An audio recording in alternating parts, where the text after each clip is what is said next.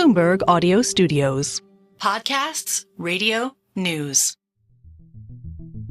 Netflix is the largest paid streaming service in the world, but it's so much more. When you think of sort of traditional film and television, Netflix is the biggest TV network. It is the most productive movie studio. Lucas Shaw reports on the business of entertainment for Bloomberg, and he's covered Netflix closely for years as the company has grown from a DVD-by-mail service into a streaming juggernaut. It's been making original programming for about 10 years, and in that 10-year span, it has morphed from sort of like this small, cuddly company into the most powerful force in Hollywood. Today, Netflix is the envy of other paid subscription services, along with many TV networks and movie studios. But back in 2022, there were a lot of questions about Netflix's future coming out of the pandemic, when streaming use skyrocketed, then plateaued. The company had the worst 6-month stretch in its history, and it lost around $200 billion in market value. But Netflix defied its critics and engineered a turnaround, and Lucas says there is one person who's led the way through the company's rebound. He's one of the most important and powerful people in the media entertainment business, and someone that I think nobody knows anything about. Greg Peters is Netflix's co-CEO, an executive handpicked by Reed Hastings. He's the company's billionaire co-founder who stepped aside last year. Well, now Peters runs Netflix alongside Ted Sarandos, and together they've put Netflix on track to generate $10 billion in profit this year. On today's episode, who is Greg Peters, and what's his vision for Netflix, and how we'll watch, well, everything. I'm David Gura, and this is The Big Take from Bloomberg News. Bloomberg's Lucas Shaw recently sat down with Greg Peters for his first print profile since he became Netflix's co-CEO last year. Can you describe what it was like to meet him and sort of how you thought about the scenes or the situations in which you'd want to show him in this role? Well, I only had so much control over that, right? Netflix is a very controlling company. You know, normally if you profile someone, you want to spend a lot of time with them. You want to see them in multiple settings. But, you know, I knew I wanted something that was sort of more of a corporate event to see him interacting with peers. And so that ended up being going to this thing they have called New Employee College, which is like new hire orientation. And he gave sort of basically a pep talk to this room of people. The orientation happened at an Art Deco theater in Hollywood. And Peters started that pep talk by tracing Netflix's history, a history he helped shape. If you look at the biggest initiatives for the company over the last few years, he has been the person leading those. Peters is not exactly your average tech guy. He's a bit of a Renaissance man. He speaks 6 languages and plays the didgeridoo. After college at Yale, where he studied physics and astronomy, he got a job as an engineer at an online wine retailer, where he developed a taste for the finest Barolos before the dot-com bubble burst in 2001. Over the next few years, Peters bounced around from tech company to tech company. And in 2008, he got a call from Netflix. They were looking for someone who could help get the service distributed on a lot more devices, because Netflix started off only being available on your computer. You know, I watched it on my laptop in college that year. And Greg had a resume that was in many ways perfect for that, because he was navigating this relationship between representing software and negotiating with consumer electronics companies. Peters was part of the team that convinced the TV manufacturer Vizio to put a Netflix button on its remotes. And that convinced Netflix co-founder Reed Hastings that Peters had potential. Reed takes a liking to him. He sees someone with broad interests. He sees someone who is sort of multifaceted because he understands the technical side very well and can do things that other people explain to me that I would struggle in explaining. And so I think that became attractive to someone like Reed. Hastings tapped Peters to oversee Netflix's expansion in Japan. And then Peters became the company's chief product officer.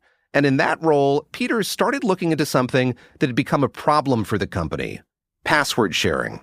Netflix started to study it. They tried to examine both ways to identify who was sharing and then how you would stop them from doing so. There are a lot of ways people share Netflix, like a family of 4 using the same account under one roof.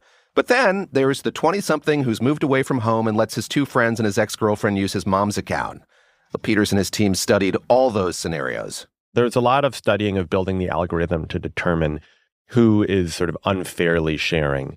And then how do you communicate that without pissing people off? After rooting out the moochers, Netflix started to think about how it could launch a broader crackdown in 2022.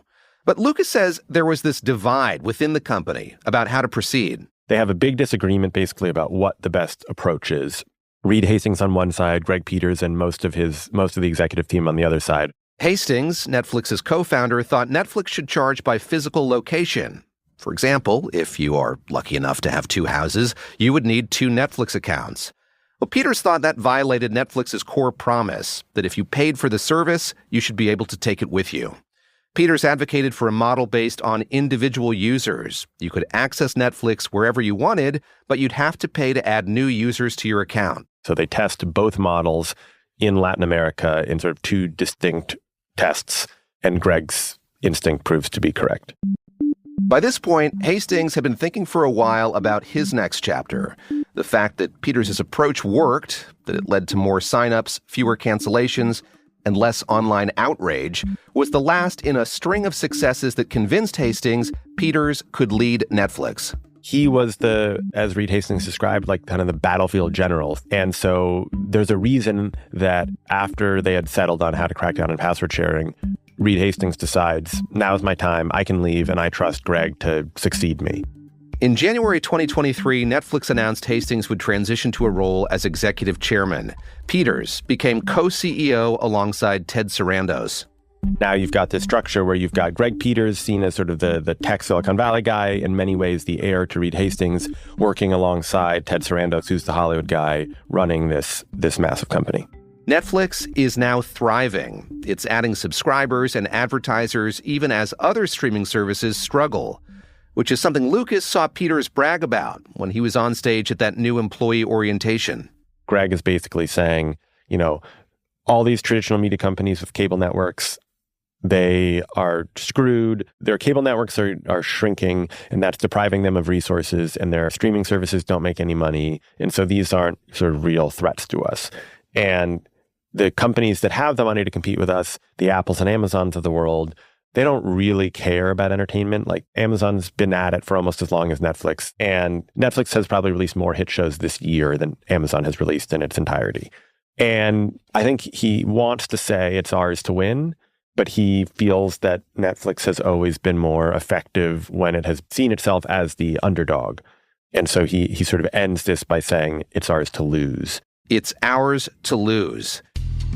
Coming up after the break, Greg Peters' strategy to win.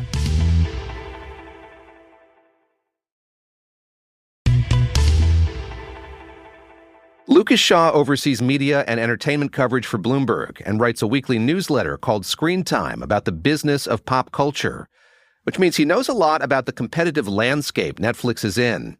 Lucas says one part of co-CEO Greg Peters' plan for Netflix is pretty simple. It's to focus on what the company is good at. I think that they want to continue to be the best and most popular streaming service in the world without getting distracted by a lot of other potential initiatives. But there's a recognition that they need to evolve the business and have sort of multiple levers for growth. Peters isn't pushing Netflix to expand into movie theaters or build theme parks like some other media companies. But Lucas says Netflix is entering a new phase, one where making more money from its current model is as important as adding new subscribers. And the company has identified 3 ways to do that: to sell ads, to make video games, and to raise prices. When it comes to the first one, advertising, Netflix has a pretty straightforward strategy. If you can get people to spend more time watching Netflix, you can sell more ads and make more money. And one way to get subscribers to spend more time on Netflix is live programming. The company announced last week it's acquired the rights to stream 2 NFL games on Christmas Day: the Chiefs versus the Steelers and the Ravens versus the Texans. Netflix also acquired the rights to air professional wrestling, and there are plans in the works for award shows and more comedy specials. I would anticipate you'll see just more and more live programming and get to the point where they have, something live almost every day. Are there signs that that strategy branching into live events is working for them? It's really too soon to tell because their early live programming didn't move the needle. The Chris Rock live comedy special, it did fine, right? But it's still a live comedy special. There's only so much you can get from that. They had a Love is Blind reunion that was a technical failure.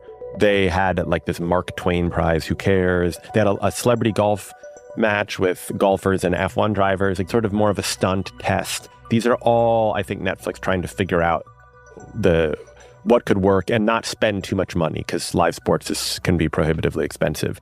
I see all of these as what works and how should we do it.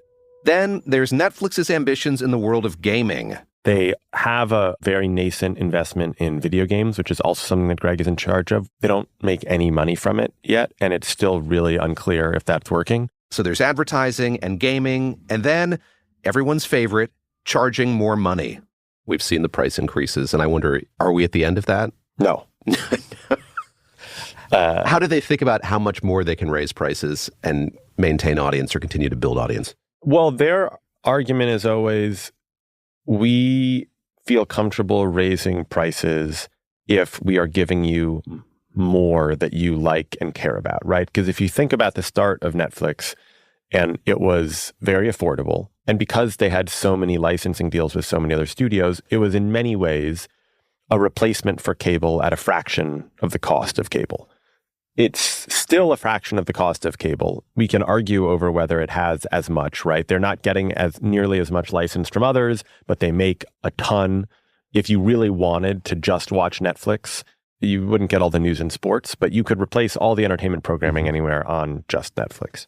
So I think as they invest more, they bring in wrestling, they bring in football, they bring in gaming. As they add more of these elements, they feel comfortable raising prices, but it's a tricky balance. So what are the odds that Greg Peters will succeed? Lucas says that from everything he's heard about him and what he saw as he reported on him, Peters is not someone people tend to bet against. There were stories of, a company off sites where they would play sort of fun, silly, like Family Feud type games, and he would take it very seriously, and you would know that if you were on his side, you were going to win. I had one of these awkward moments you have when you're profiling someone where I was like, I talked to someone who said that you would play Family Feud and Jeopardy in these games and that you would cheat. And he both categorically denied ever cheating while saying, if you're going to do something, you might as well do it to win, which I thought was very telling. I drew a comparison to how you might sometimes, you don't want to spoil your kids by making them think that they could always win and losing on purpose. And he did clarify that he has routinely lost on purpose to his children. But I think when facing other adults, Greg Peters does not like to lose. You can sign up for Lucas's Screen Time newsletter at Bloomberg.com. This is The Big Take from Bloomberg News. I'm David Gura. This episode was produced by Thomas Liu. It was edited by Aaron Edwards. It was mixed by Blake Maples. It was fact-checked by Adriana Tapia. Our senior producers are Kim Gittleson and Naomi Shavin. Our senior editor is Elizabeth Ponso. Nicole Beamsterboer is our executive producer. Sage Bauman is our head of podcasts. Thanks for listening. Please follow and review The Big Take wherever you get your podcasts. It helps new listeners find the show. We'll be back tomorrow.